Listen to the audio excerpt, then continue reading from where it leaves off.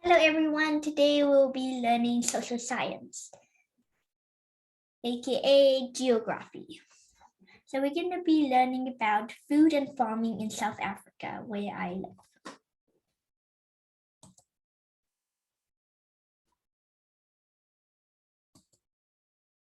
Food and farming in South Africa. People and food.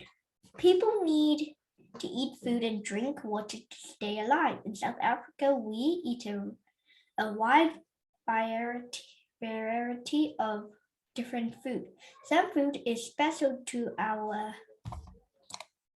culture. Can you give us some special food that your culture enjoys? Like our culture, Myanmar, we like to have lepeto, mise, moti, moringa, lots of things.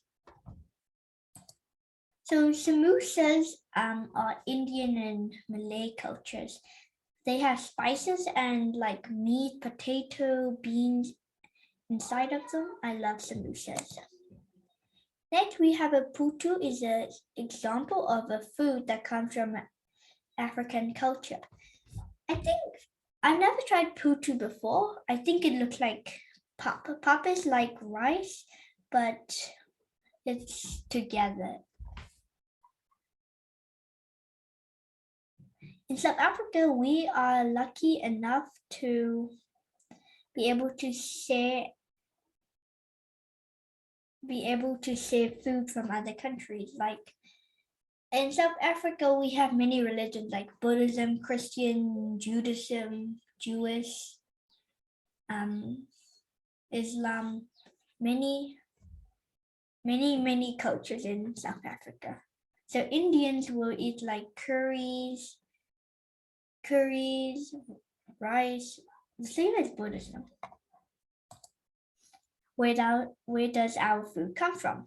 All food comes from either a plant or an animal. Think about a cup of tea. The tea comes from a plant, the milk comes from a cow, animal, and the sugar comes from the sugarcane plant. Let's take a closer look at this burger. Click on each part of the burger to see where the ingredient comes from. This is probably wheat bread, which is from wheat flour, which comes from a plant.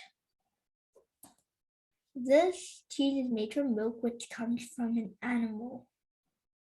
This is the meat. I think it's beef, or I think it's beef. Wait, no, that's. Where's the beef? Oh, there's the beef. The patty is made from meat, which comes from the animal. And then the garnish, lettuce, tomatoes, onions, gherkins come from plants. Gherkins are pickles, but sweeter and tinier. Some people call it pickles, some people call it gherkins. Food we should eat. To stay healthy, people should make sure they eat a balanced diet. Take a look at the food pyramid below. So, like eating ramen, which is instant noodles every day, isn't healthy because you're eating the noodle packet seasonings like the seasoning which may have MSG and that stuff. So you have to have a diet food diet. You have to have a balanced diet. Like you can have noodles like maybe twice a week to make sure you're healthy, and have greens and beans and meat. This is the food pyramid. The top is I see some oil and some chocolate. I don't know what the rest are. The next is meat. Meat, fish, shrimp, eggs. They come from animals. Next is dairy. That comes from the cow.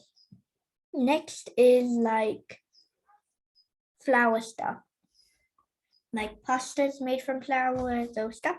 The last one is vegetables because there's a large amount of it. Those are the fats. Like chocolate does make you fat if you eat like 20 a day.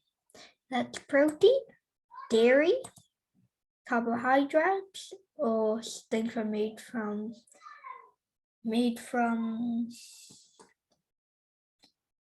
flour and keeps you full. And then fruits and vegetables. The bigger piece of the pyramid is the more of the food you should eat. So the biggest is fruits and vegetables, and I agree with that. Carbohydrates used to be at the bottom, but now fruit and vegetables are. Why do you think that's so? Okay, so we're gonna match them now. So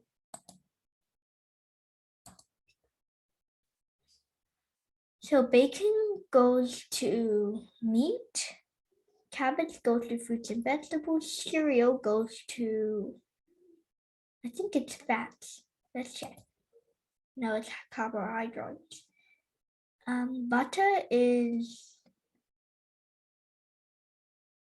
I think it's dairy. No, it's fats. And then cheese is dairy. Ways people get their food. There are 5 main ways people get their food. How many different ways can you name? You can buying food, growing food, fishing for food, collecting food, hunting for food. So most people buy food, but like farmers,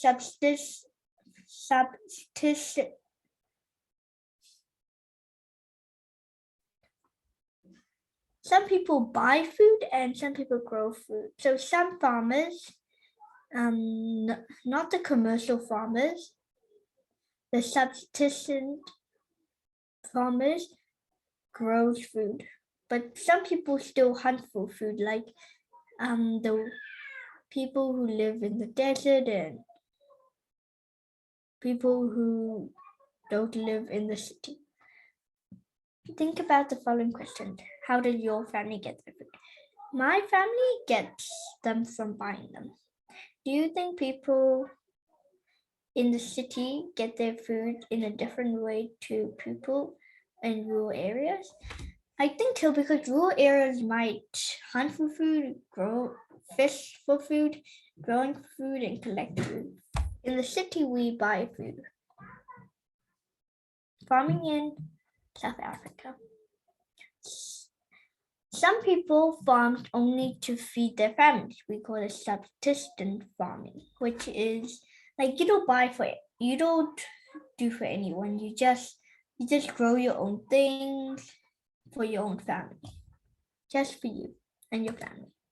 Some people sell their produce and make money. We call this commercial farming. Subsistence farming. On the type of farm, the farmer and their family look after the crops. They do not pay other people to work on the farm. They may grow crops like mealies, beans, pumpkin, and potatoes. They may keep a small herd of cattle, goats, or flock of chickens. The commercial farming is different. They only buy one type of animal, like cow, and they just make milk. That's all.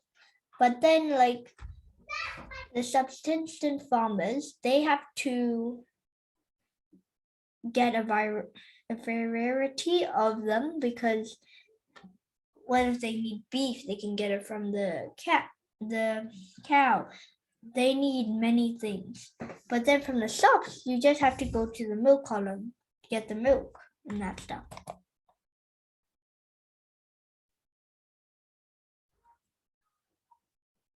So subsistence farmings do not produce enough food to sell, but they do produce enough for themselves. This means they have to buy very little food. So it means that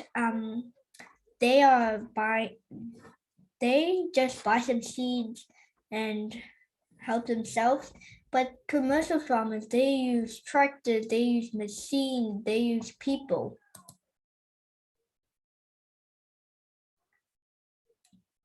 These farmers usually make sure that everything on the farm is used, nothing is wasted. The animal dung can be used to keep the land fertile and as a building material. Goats and cows can be milked or used for meat and for their leather. So they don't want anything left over because it would just be a waste. On commercial farms, farmers grow crops or raise animals to sell. These farmers usually focus on one type of animal or crop to farm. This type of farming can be bad for the soil, so farmers have to rotate crops and grazing fields or add fertilizer to the soil and to replace the nutrients that crops need to grow well. They may hire people to come and work on the farm. Commercial farmers have to pay workers and may have to buy expensive equipment such as harvesters, tractors, and crop sprayers. They also have to pay to package and transport the produce to the market where customers can purchase the produce. Growing your own food, even in the city, has become important to some people for a reason.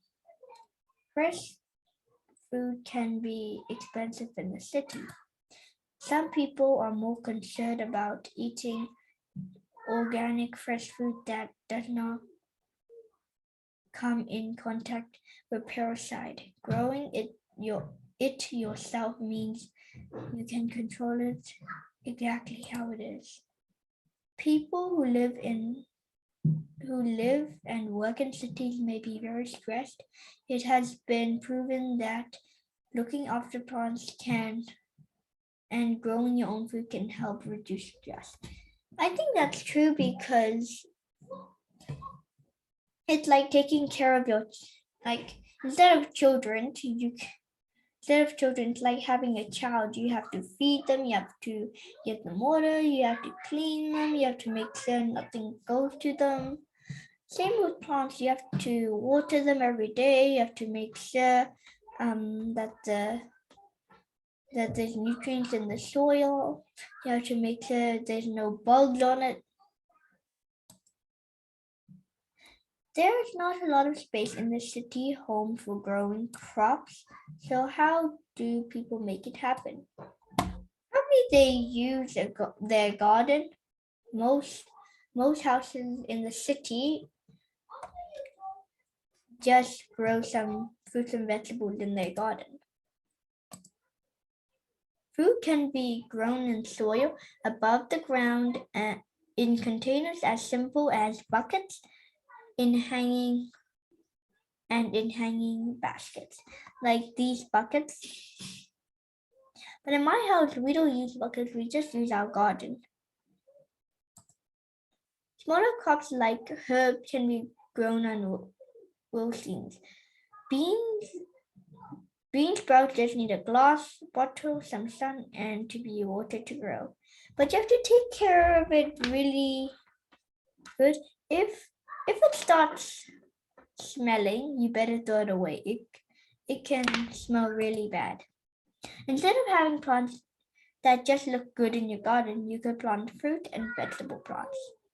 So we have many plants like booty plants, mint plants, coriander,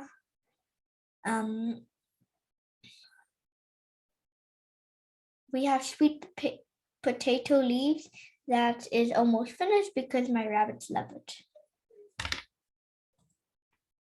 Types of farms, livestock.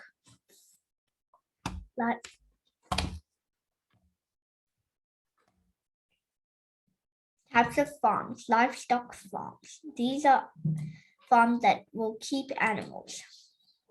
You might find on a large livestock farm, cows, pigs, chickens, goats, and sheep, like those types of animals. That's a cow, that's a pig, that's a chicken. These are different types of livestock. But this is pork, this is poultry, and this is something. These are farms which keep dairy cows to produce milk. This is a dairy farm because they can the milk goes into process to make like ice cream. Milk, right? Raw milk right from the cow might be bad for some people like that have never drank it. For me, I've never drank milk straight out of a cow. You have to process it first. Condensed milk. Condensed milk is like a very sweet milk you can use in your tea, yogurt, moo double cream, and then semi-skimmed milk. So this is the type of milk that we drink, but not straight from the cow. Poultry farms. These are the farms that keep hens or either for their eggs or their meat. Because some people keep it for their meat, like chicken. You will find it at the shops. You can just ask for chicken and they'll give you some chicken, like fresh breast chicken, and then eggs. Eggs, everyone knows what eggs are. Those eggs that comes out of the chicken's butt. Okay. Cattle and sheep farms. These are farms that will keep animals for their meat. I think also for their fur because it can make woolly jumpers. What else might farmers keep sheep for? Pigs for their meat. Pig farms. For pig farms, they would use it for pork. Did you know that pig farming is one of the most popular types of farming in Gauteng? It is because when you look for pork, it's a lot, but the most is poultry. Every in every in every province, there's always chicken. Okay, now we'll match it. So bacon, I think it will be. We didn't read the elbow farm, so I'll go with cabbage first. So bacon is pig farm, cabbage is arable farm, and then cheese is dairy farm, wool is sheep farm, and eggs is poultry farm.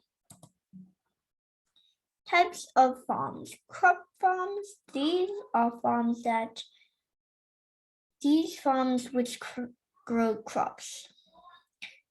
So the crops are like strawberries, mint, all of the veggies.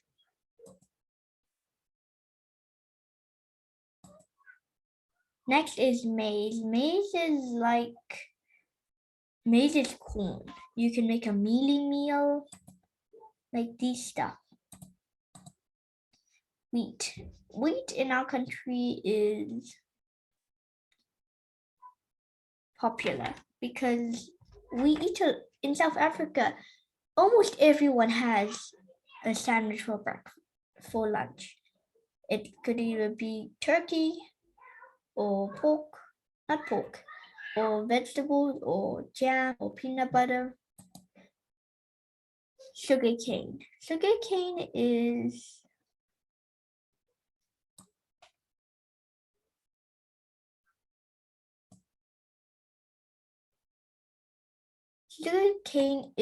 a plant. You can't eat it raw, it doesn't taste good, but you can, but it won't be good. It's taken to sugar mills where the juice is squeezed out of it and made into sugar. Like these stuff. So when I ever go to school, there's the sugarcane plant outside the bike lane, the bike park, and there's so much of it. Then there's fruit farming, like strawberries, apples, those stuff. Grapes are an important crop into the Western Cape. We use it to make raisin, fruit juice, and wine. I think it is very true because when I went to the Western Cape, Cape Town in 2019, when we were coming out of the airport, we went to the wine center where they sold different different types of cheese, which was so good, and some salami and that stuff, and then wine. There was so many types of wine. There was red one, there was white wine, like clear wine. And then there's also many apple, pear, plum, and peach farms in the Western Cape. These make an excellent dried fruit. Because dried fruit doesn't go rotten, you can keep it forever and it will still taste good.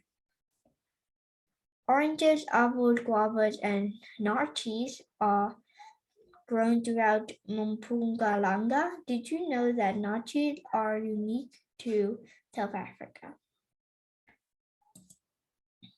Thank you for listening.